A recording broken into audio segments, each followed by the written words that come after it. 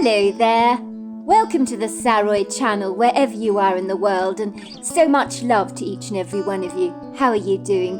I do hope you're doing remarkably well. I'm doing great, thank you very much, and I'm so delighted you've joined me for another story tonight, and boy have I got a lovely story for you. So before we get started, don't forget to subscribe to the channel, click the notification bell and the thumbs up, and let's get started with tonight's story. It's on the 6th floor. You can't miss it. You'll smell it before you find it. I heard a loud, booming voice shout from the stairwell. Whoever was shouting didn't seem to care about alerting everyone to their presence. But I got the foreboding sense that something was going on around me, and my curiosity was aroused. My apartment was on the 5th floor, with paper-thin walls which were privy to hearing a great deal of noise that went on in the corridors, landings and stairwells both day and night. Although it would become significantly quieter after 10 p.m, of course, unless it was the weekend, and people would come back to their apartments after a night spent out on the town, drinking or going to a club. So on those occasions I might hear a few drunken mumbles and raucous laughing of sorts. If kids were playing hopscotch on the stairs, you'd hear every slap of their feet hitting the floor, every chuckle, every giggle. They would often be using a jump rope for skipping, and I'd sometimes stop to watch them. They were so nimble on their feet. There were quite a few children living in the apartments, so hearing childish squeals was a frequent occurrence for me, and I rather enjoyed the young energy around the apartments, as the children were very sweet, reminding me always that one day I'd like to become a mother myself. On my return home from a day spent at work, I would very regularly encounter kids playing around the steps, always politely saying "hello" to me when I walked past, and asking me, "Ma'am, did you have a good day at work today?" It was all right, I would say, and the kids would nod at me sympathetically. "I know exactly how you feel, ma'am. I get very bored when I'm at school," I would be regularly told. "The subjects there are so horrible, and the teachers give us far too much homework." Every year for trick or treat, there were always dozens of kids outside my door, dressed up as ghosts and ghoulies, walking away with handfuls of sweets, as I was never stingy with my generous handouts, as I had been a child once myself, so at Halloween no kid overlooked knocking on my door. Unfortunately, noise pollution was fierce in the Forsyth apartment block, which was a far cry from my peaceful life in a small, sleepy, rural, lackadaisical American town, where the only thing that would wake me up on a morning was the sound of my mother tapping on my bedroom door, asking me if I'd like some coffee, and looking on me with a warm, sunny smile on her face. I did miss my mother so much. It had taken all my courage I could muster to walk away from my family home, and to begin a life anew for myself. But the little birdie can't just stay in the nest indefinitely. It needs to learn to fly on its own. Let's just say it was not my parents that pushed me out of the nest. It was myself. Because if I didn't, I knew I'd never leave my family home. I was incredibly close to my parents, but I knew I couldn't be a mummy's and daddy's girl for the rest of my life. Although if I could have been like Peter Pan and never grown up, I wouldn't have minded one bit. I'd have liked that. There was something about the responsibility of becoming an adult that could rob you of that whimsical childlike naivety, that fresh innocence, because as you grow older, we all lose that and become more worldly wise and significantly more dull.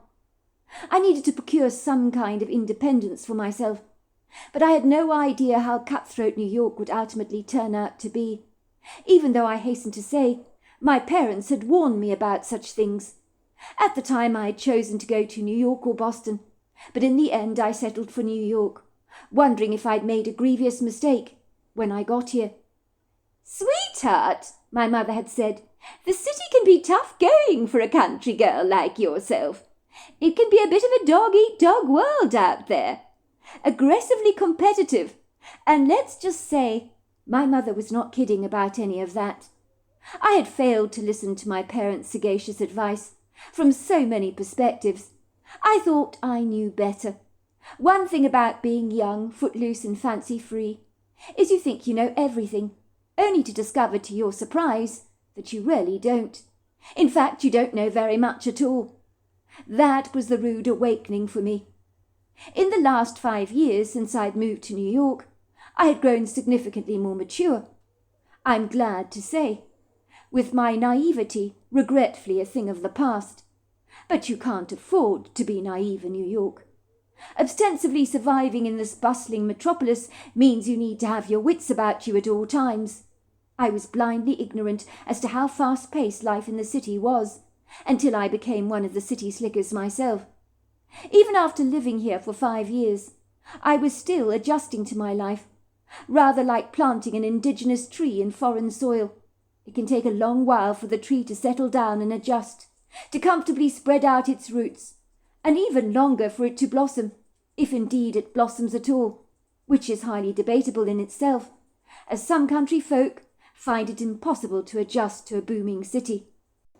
If it were not for the paper-thin walls of my apartment, I might have felt as if I lived in a goldfish bowl. All I can say is thank God that they were not made of glass, because I already felt as if everything I did was being observed by an invisible pair of eyes, as if my immediate next-door neighbour could hear and see everything I did, from what kind of cereal I ate in the morning, to what programmes I watched on television at night. I was very lucky because I lived next to a very quiet, unassuming couple called Mr. and Mrs. Mathis on one side, and a single man on the other side called Rodney Walsh. And although I heard them leaving for work every morning and returning home after work for an evening, they were not terribly noisy, so I guess I got extremely lucky with my neighbours. I didn't exactly want to have a bird's-eye view over their lives, which had they been any noisier, I most certainly would have done so, and then I would have known a lot more about their personal business, whether I wanted to or not. To all intents and purposes, my apartment was the best of what I could afford at the time. I had never anticipated that renting in New York would be like this. In my dewy, idealistic imagination, I had envisaged bigger and better things for myself. But as a simple office clerk, with an ambitious determination to make something of myself, I had a long way to go before I got any recognizable promotions, although if I continued to work hard for the company I was working for, they in turn would be quick to promote those like myself who showed promise. I had started at the very bottom rung of the ladder and was slowly and surely working my way up, with a degree of success, as I was already being noticed by senior managers for my work ethics. That was what it was like for all junior office workers employed by the company that I shall choose not to name. You had to start at the very beginning. It's a little like sweeping up the offcuts of hair in a hair salon, until you finally end up washing hair, and one day you're promoted to becoming a stylist yourself. Before I came to New York City, I saw myself living in a very attractive, opulent apartment, with plush furnishings and pretty prepossessing views over a dreamy park. But my high hopes were short-lived and somewhat delusional. The reality bore no resemblance to my unrealistic expectations. Although the apartment block I moved to had a stunning courtyard and a backyard for the residents to enjoy, that had been skillfully landscaped, sometimes I would sit there on a park bench on an evening and watch the world go by, as I enjoyed being close to nature. I had reasoned with myself before I came to New York that I could have everything when I came here, and that included lots and lots of friends, but it never worked out the way I'd imagined. When I had the opportunity on a weekend, I would meet up with a girlfriend from the office called Cassandra, and we'd go for walks in the park together and have lunch on a Saturday afternoon. She was about the only good friend I had in New York, after having lived here for 5 years, along with a very sweet old man in our apartment block called George Charlotta, who lived on the 6th floor, in the flat directly above mine. So it was very lonely, living in a big city at times. I guess I hadn't fully appreciated how expensive New York would ultimately be. Space was naturally a premium living here. You had to pay big bucks for every square foot of property you invested in from your landlord, which becomes significantly more pricey if the location in question is highly sought after and very desirable. It was a saving grace that on the outside the Forsyth apartment block boasted grandiose classic-style architecture with arched windows and white columns. It was a historic building that had belonged to a wealthy family at the turn of the century, a Mr. and Mrs. Forsyth, who moved around in illustrious circles in New York. If you didn't know any better, You would think the building contained upmarket, very swish, fully furnished, very expensive apartments, when the reverse was actually true, as swish the apartments certainly were not. But to be fair, although tiny, they were reasonably modest and well presented, with attractive enough furnishings. I did my level best to put my own personal stamp on the place, to make it my own, and I'd like to think I did a reasonably good job in that regard. I will say the interior designers of the apartments had skillfully used every single nook and cranny efficiently to maximise the limited space. When I first visited the Forsyth apartment block to look at an apartment here advertised for rent, I was so sure it would be absolutely gorgeous on the inside, if the outside was anything to go by. But my high hopes were quickly severed and my enthusiasm curtailed. It seemed when it comes to renting in New York, you get exactly what you pay for. As I said before, both the size of the apartment and the location all play their quintessential role in influencing the cost of your monthly rent. I remember there had been a sizable queue of people eager to see the apartment that I was looking at. Many of them were from South America and were speaking Portuguese among themselves. It really was like standing among a herd of wildebeest in the Serengeti Game Reserve in Tanzania, and hoping to be singled out for favour. There was a frenzied energy when I arrived on the scene, and it felt as if I was standing amidst starving people who wanted to grab all the food parcels on offer, and are fighting to get the food first in case they miss out. It was that kind of greedy energy which put me immediately on edge. It was awful to have your eye on something that everybody else wanted as well. It felt as if I was caught up in a snatch and grab situation. I remember feeling immediately defeated by the overwhelming sense that another apartment was about to slip through my fingers like butter, as with so many people wanting to get their claws on the apartment as I did, I knew there would only be one winner, and I decided that I could not afford to be reticently bashful. I had to be assertive and needed to take the bull by the horns. I had just about had enough of apartment hunting at this stage of the game, and I was willing to settle for almost anything that I could afford, providing it was clean and respectable looking, which this apartment certainly was, and furthermore it was close to a subway where I could catch the underground train to get to work, so its convenience was very attractive. Ostensibly, I was battle-weary and absolutely exhausted from having traipsed through so many apartments over New York that had been snatched away from me right under my nose. I gave the landlord a big wink. He caught my eye. I flicked some cash in my hand at him, like a back payment, and he discreetly took the money from me and surreptitiously gave me a nod.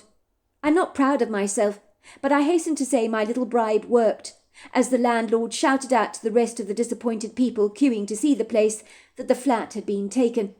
I realized I'd have to sink or swim in New York, and I was resolutely determined to keep my head above water at all times and survive the challenges and obstacles that came my way, of which there were many. If my parents had seen my tiny apartment, and the less than savoury method in which I had acquired it for rental, they would have probably been appalled. But thankfully what they didn't know would never hurt them. For me it was like living in a matchbox, but to be fair it was reasonably well presented, so I didn't have very much to complain about in the grand scheme of things. I was living on my own, supporting myself financially, and that was a great big deal to me. It made me feel reasonably accomplished. My parents were naturally always singing my praises, congratulating me for moving to a great big bustling metropolis like New York. My mother would say, "If you can survive New York, love, you can survive anything." And I believe she was right on the money about that. In the beginning, the tiny apartment bothered me because of its size, so I had to be incredibly organized, because if I left any mess lying around, it might look as if I was living in my closet. So I had to learn to be very well ordered, as I was messy by nature, so it wasn't easy. One day I noticed a leak in the ceiling in my hallway. Dribbling down was a brown rust. It smelt absolutely rank. I had no idea what it was. The smell had attracted some flies into my apartment. I had swatted over 150 flies away. I could not make sense where they had come from. I had even lined my walls with ribbons of sticky paper to catch these things, because they were driving me absolutely mad. I'd never had a problem with flies before, and didn't know where they'd come from. I sneakily suspected one of my neighbours might potentially be living in squalid conditions and attracting flies to our apartments, because no one ever knows what goes on behind closed doors and how other people tend to live. I knew there was one woman living in the Forsyth apartment block who was believed to be sneaking in stray cats, even though it was against the rules to keep pets, but she never listened to the rules, and word around the apartments was she was housing dozens of strays. I loved cats, so I never said anything about it. It would seem that over the last week I had smelt an odorous smell on the stairwell. It was repugnant. It smelt like someone had left out some rank, rotting meat to go really bad in a bin bag outside their apartment, which they'd failed to take to the dumpster, just because they were too lazy. It was this cloying, vile smell that meant the kids I regularly saw playing on the stairwells had decided to keep well away. I saw them instead playing in the downstairs yard. Even when I returned home for an evening, I'd be covering my nose to block out the fierce stench that was making me gag, and when I entered my apartment, I was frantically spraying air freshener around everywhere. It seemed as if the smell from the stairwell was sticking to everything. It was the worst smell I'd ever smelt in my whole life. I was certain someone had not thrown out their garbage and had left a black bin liner outside their door to fester and grow rancid. That had to be it. I did wonder if one of the cat lady's cats had died.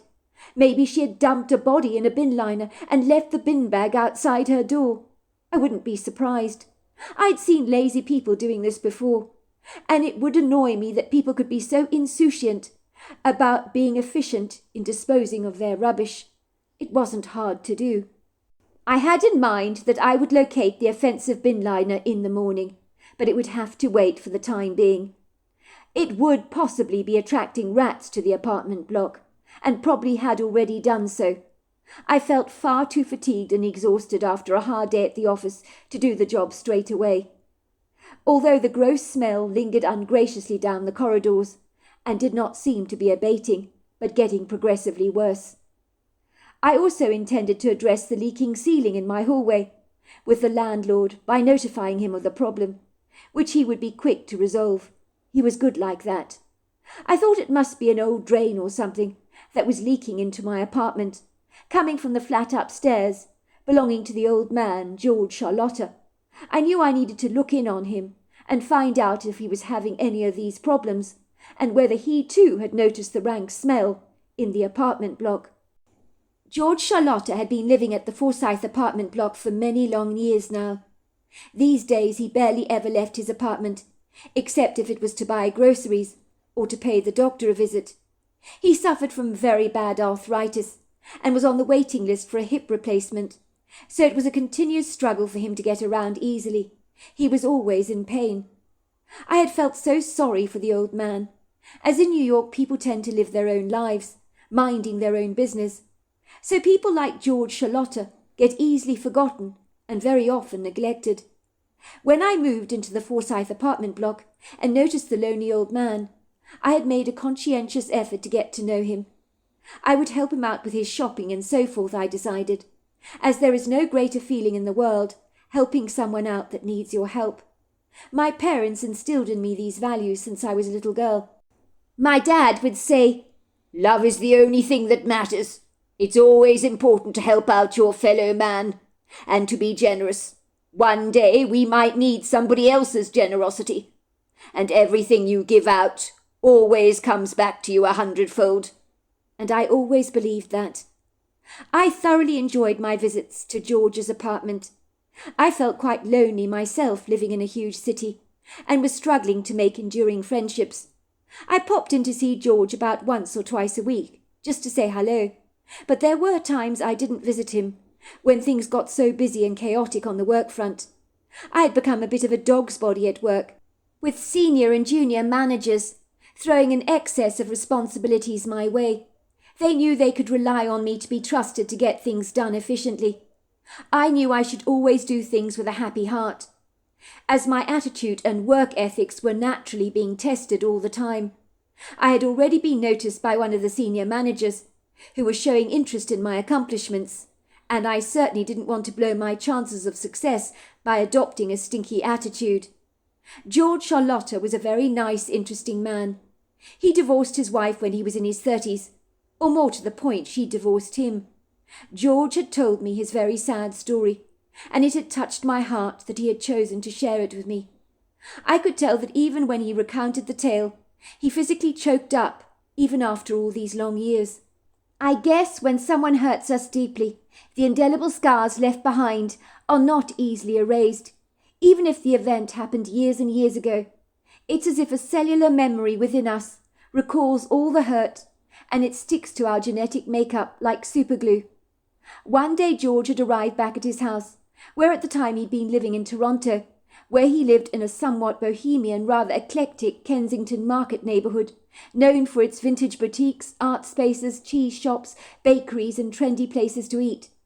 George got back home only to find the locks had been changed, and his clothes had been tossed into bin bags in front of his family home. George was startled to discover all the clothes belonged to him, and when he tried to get into their semi-detached house, the door refused to budge. So he began knocking and pounding on the door, begging his wife to let him in, and asking her what the hell was going on. George had tried to reason with his wife in the front yard, with his wife standing on the second floor, looking down at him from the high window, with her hair full of curlers. She was smirking at him disdainfully. He couldn't understand what he'd done to make his wife so angry, but he said the jowls under her chin were jiggling with indignation. "Please, love, I don't know what's going on here. I don't know what's got into you. But let's talk about this," he called out. "You can't just throw me out onto the streets like this." George says his wife's furious face looked like an ugly gargoyle as she spat venom at him. "I know what you've done, George. You've cheated on me. I heard all about it from Lucy Fenter. She saw you at the bar getting all cosy with Valerie Harper on Friday night. Shame on you, George. The woman was all over you. Don't think I don't know about your dirty little shenanigans. Lucy said the two of you are having an affair. She could tell at once. If I don't see you again, it'll be too soon, George Charlotta. Oh, by the way, I forgot these," she said, throwing George's shoes down at him from the top window, so they came crashing to the ground with a thunderous wallop.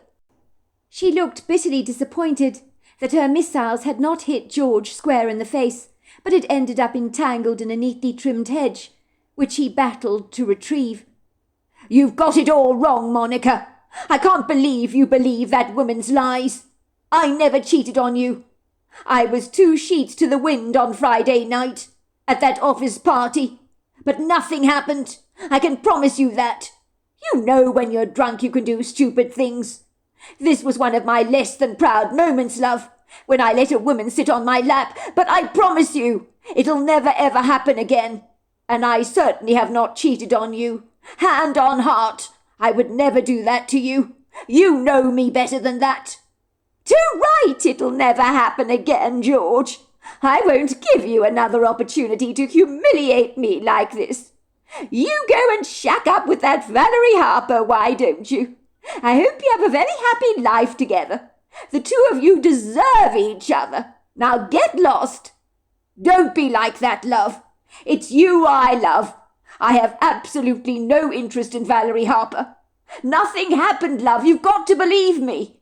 All that happened was I had a little to drink, and the woman was all over me, like a rash. None of this was my fault. You don't know what that woman Valerie Harper is like. She's been aggressively pursuing me in the offices. I've been brushing her away, but she took advantage of me when I was drunk on Friday, throwing herself at me. But nothing happened. Typical. You're going to blame Valerie Harper for your infidelity. I'm not stupid, George. You think you can make me believe that? You're nothing but a big, fat, juicy liar. Me and the kids don't need you. We're much better off without you.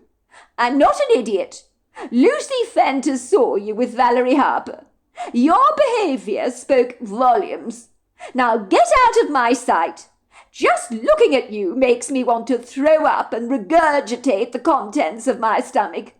What I ever saw in you, God only knows. You'll be hearing from my lawyers, George. Now take your things out there in the bin bags and go. I don't ever want to see you again. You hear me? I don't ever want to see you again.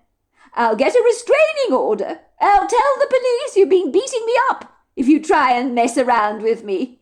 You hear that? I'll make anything up to get you off my back, even if I have to scratch myself and make out you did it. Get what I'm saying, George? Don't be unreasonable, love. Let's talk about this. Lucy Fenter is not telling you the truth. She's a liar. Nothing happened. That obnoxious cow is filling your head with crazy ideas. Can't you see what she's doing? She's single and wants you to be the same as her. She's deliberately turning you against me. You know that woman has never liked me. She's wanted us to split up since day one. She always wanted you to remain single. If you leave me, she's getting exactly what she wants. Don't you see what she's doing? Don't talk nonsense, George. Lucy Fenter knows exactly what she saw on Friday night. What you did was totally humiliating, George, making a spectacle out of our marriage. No, I'm not going to stand for that. I have my self-respect to consider and my dignity, which I intend to keep, thank you very much. Get lost, George. I don't want to listen to your poxy excuses. I'm done with you. George had walked away from his home with his tail between his legs, feeling very sorry for himself indeed. This situation was not remotely fair. He knew he hadn't cheated on his wife Monica. But it was true in a bladdered state he had allowed the very flirtatious Valerie Harper to sit on his lap and smother him with wet kisses, which had not gone unnoticed by his wife's very disapproving best friend, Lucy Fenter. The unfortunate set of events sealed the deal on George's marriage. George was of the firm opinion that Lucy Fenter had twisted the knife in. She had been so upset to be the only single woman left among all her girlfriends, and was happy to turn George's wife against her own husband, so that once again her once married friend would be single, like she was, so that as two singletons they could paint the town red together. In the end, there had been no reasoning for George with his wife Monica, who had promptly decided that George was a drunk, debaucherous man. The label had stuck, with everyone telling her she was well rid of the lecherous good-for-nothing sod. When I met George, I could not help but think these unfortunate labels that had sandblasted his life with such an abrasive cruelty had been very unfair. But it seemed his wife Monica, the woman he'd married, had had a heart of stone, with not an ounce of compassion in her. It was then that George had left Toronto and moved to New York, creating some distance between him and his wife, which he thought was very much needed. George had a daughter called Viola and a son called Finn, who he hadn't seen in years. They had been indoctrinated to believe that their father was a promiscuous womanizer that drank to excess, who wanted nothing to do with his own children, which was far from the truth. More recently, George Charlotta's daughter Viola had been visiting George after years of being estranged from her father. George had been so excited about being reacquainted with his daughter again, but he was taking their newfound friendship slowly.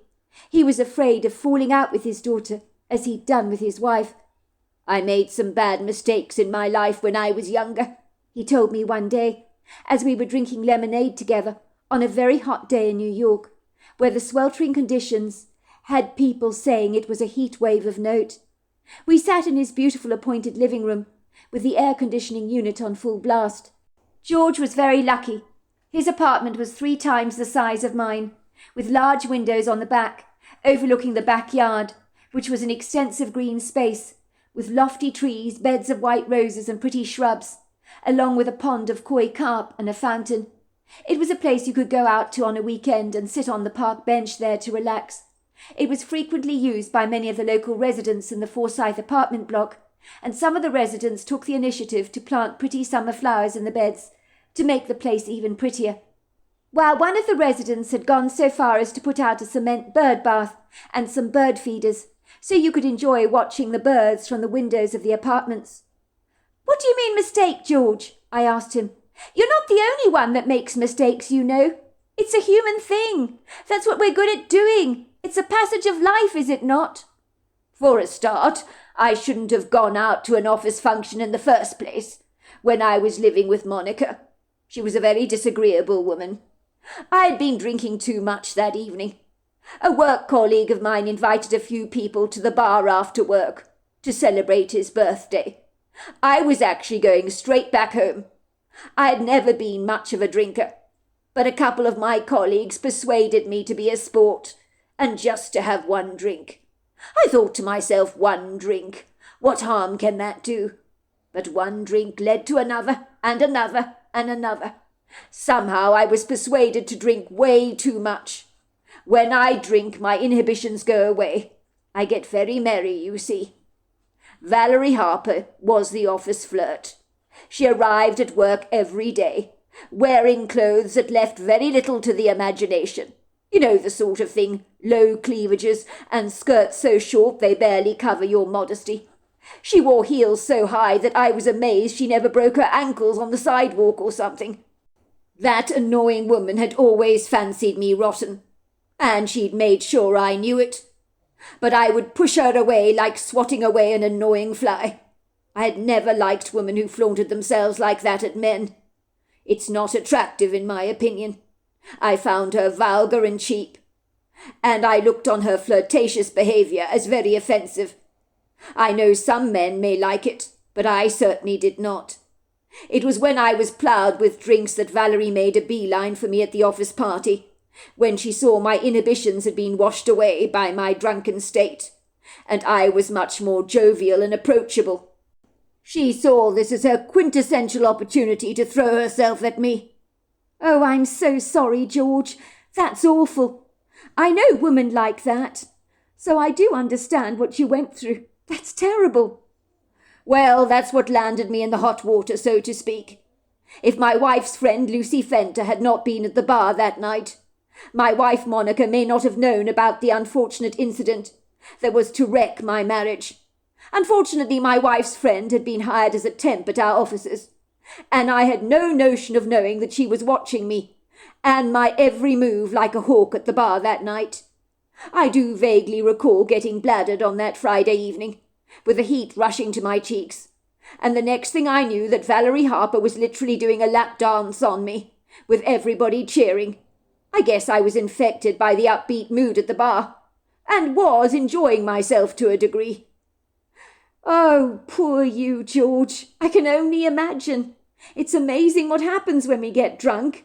But your wife should have understood all that. Oh, forget my wife. She never understood things like that. Valerie certainly felt like the cat who'd got the cream. She knew she had me in her sharp red talons, and I was in such a drunken stupor. I had no idea what was going on around me. Lucy Fenter was eyewitness to the event, reporting it back to my wife, every single detail of what she'd seen, as if she was a reporter for the New York Times.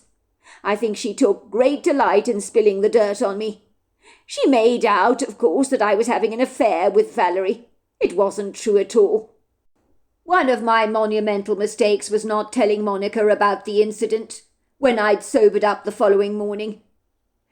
I just thought it wasn't worth mentioning it. I mean, nothing had happened. There was nothing really to tell. In hindsight, had I told Monica that a woman at the office party had been all over me, well, her best friend, so to speak, I don't think she'd have been quick to forgive me anyway.